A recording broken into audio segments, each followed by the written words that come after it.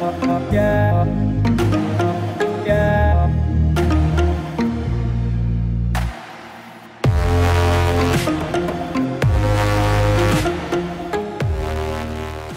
on va commencer par regarder dans la grosse caisse à bits. Donc déjà, je pars de ça en tant qu'idée de base. C'est une petite étagère avec des petites caisses dedans que j'avais acheté parce qu'elles avaient un look un peu SF. Et finalement, je me dis que dans un monde de type Necromunda, un logis de cette taille-là, ce serait assez logique. Donc il y a juste assez de place pour 6 personnes debout dedans, c'est cool.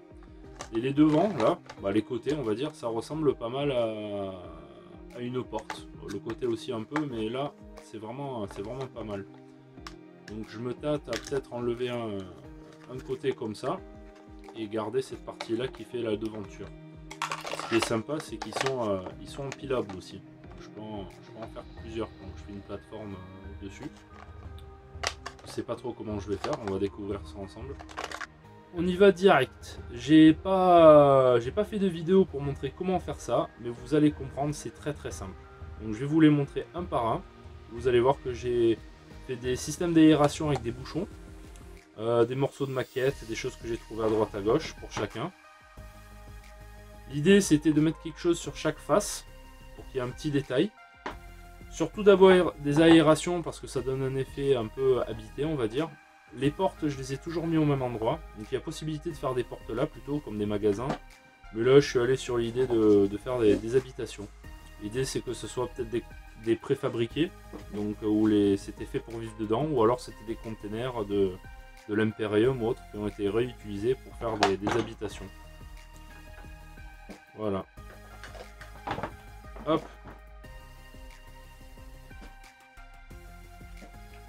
Allez, on se retrouve tout de suite avec la sous-couche. Ok. Là, j'ai peint donc en sous-couche noire et très rapidement dessus, comme d'habitude, une sous-couche marron chocolat un peu. Donc surtout sur le dessus, un petit peu sur les côtés, mais pas trop, juste pour donner un effet un peu vieilli, rouille, mais léger. Donc là, je les ai fait sur tous. Je vais partir sur des plaques et des petits éléments de couleur jaune.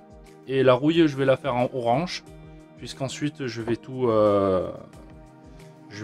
passer avec mon encre maison. Allez, on y va. Donc là, c'est des décors que j'avais déjà fait au préalable. Donc je vais essayer de coller à peu près avec le truc. Donc je suis resté sur du jaune, beaucoup de marron. Et après, les détails, c'était vraiment rajouter des choses en plus. Donc garder un coloris très simple de base. Et puis avec des feutres, des petits posters, rajouter des choses. Il y a des coupons ici.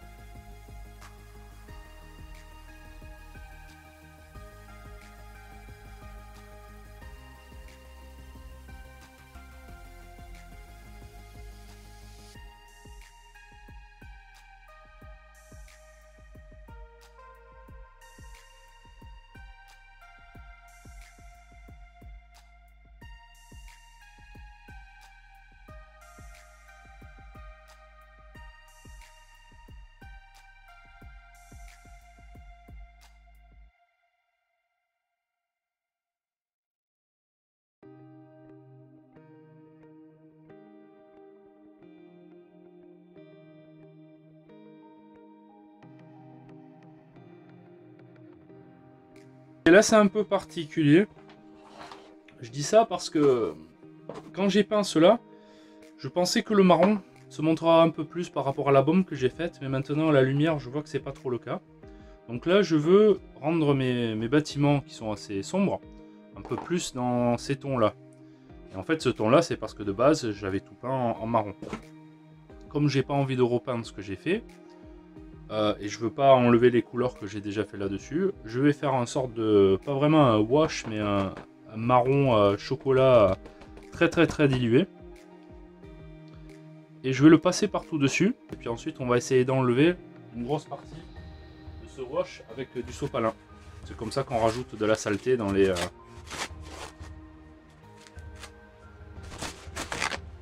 objets qu'on fait pour les films, dans les props. Donc là j'ai déjà un peu commencé avec celui-là, donc je vais en rajouter un peu partout. Hop.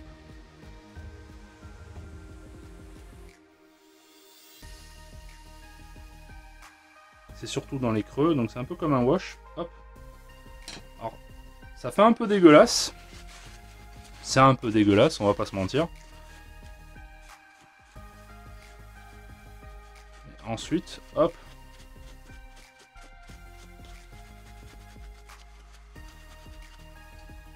C'est du Necro, hein, donc c'est vraiment pas grave si ça fait vraiment très sale. Hop. Je peux rajouter un peu d'eau. Il n'y a pas assez d'eau en fait.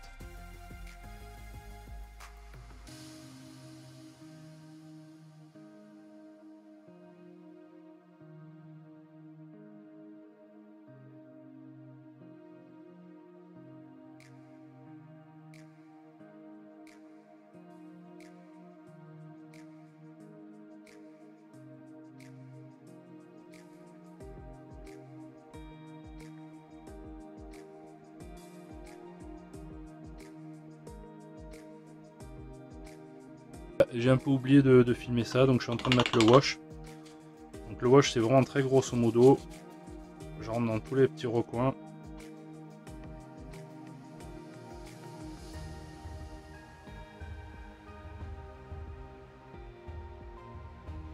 Et voilà.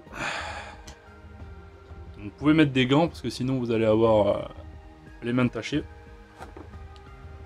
Mais voilà le dessus pour l'instant. Je vais aller mettre ça dehors pour sécher et on se retrouve tout de suite. Alors c'est vraiment très grossier, hein, mais je cherche du grossier, je cherche à faire vite. Je vous en montre un ou deux, juste pour que vous voyez un peu les couleurs, ce que ça donne. Hop. Là je vais mettre les posters et faire les tags dessus. Je voulais juste vous montrer ça parce que c'est très très simple. Ce que je fais c'est que je prends une partie plate, où je vais mettre le poster, je mouille. Je prends un poster, tous mes posters avant, je les écrabouille. Et je le fais ça à plusieurs, je les aplanis, je les écrabouille, je les aplanis, ça leur donne un côté un peu plus usé.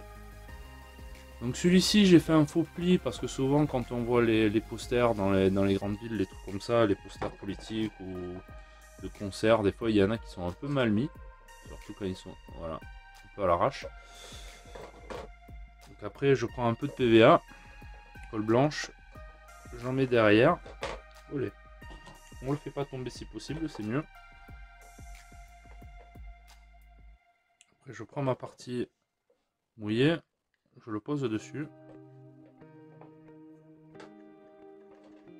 Et je passe sur tous les bords. Là on passe par dessus. Je avec un petit peu. Faut pas trop le faire non plus, faut pas que ça soit trop mouillé parce que vous allez délaver.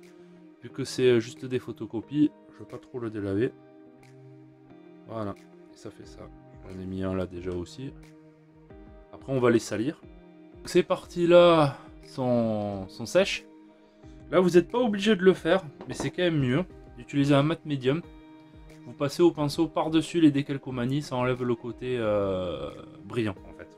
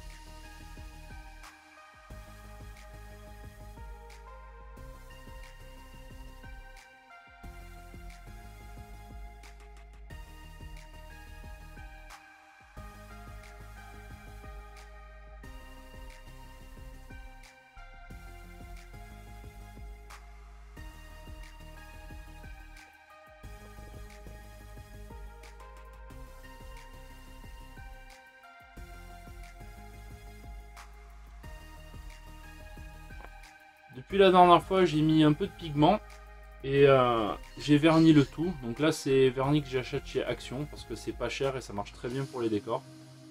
Je pense que peut-être ça marcherait très bien sur les figurines, mais bon, vu le prix des figurines et le temps qu'on y passe pour les peindre, j'ai pas trop envie de le tester. Mais en tout cas pour les décors, c'est nickel, ça va très très bien. Donc voici les bâtiments terminés. Voilà, ils sont sales, ils sont crades, ils sont aléatoires. Ils sont parfaits pour Necromanda. Ou pour ma vision de Necromanda. Et pour, encore une fois, le temps que je veux y passer pour faire des décors, pour avoir plein de décors différents.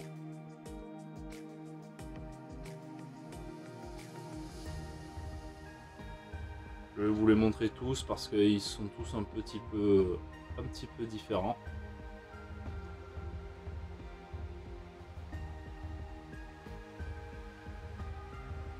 Voilà, hop.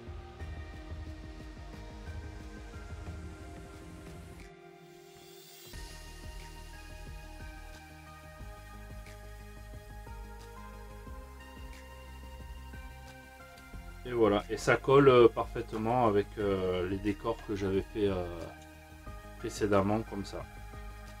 Et ce que je trouve vraiment impressionnant, c'est quand on le compare avec quoi on est parti, des petites boîtes plastiques comme ça, et on se retrouve avec des petites maisonnettes Necro. Et avec celle-là, peut-être ce que je vais faire, c'est que je vais faire peut-être des petits magasins dans le futur, comme ça je pourrais les mettre côte à côte comme ça, et j'aurai des magasins. Mais bon, dans les médias, j'ai voulu faire ces petites maisonnettes et faire une petite vidéo dessus. Merci d'avoir regardé la vidéo, j'espère que ça vous a plu. Si ça vous a plu, n'oubliez pas de liker, de vous abonner si vous n'êtes pas abonné, de faire partager si jamais vous pensez que ça peut plaire à quelqu'un. Et puis bonne année à vous et on se retrouve bientôt avec une nouvelle vidéo. Merci.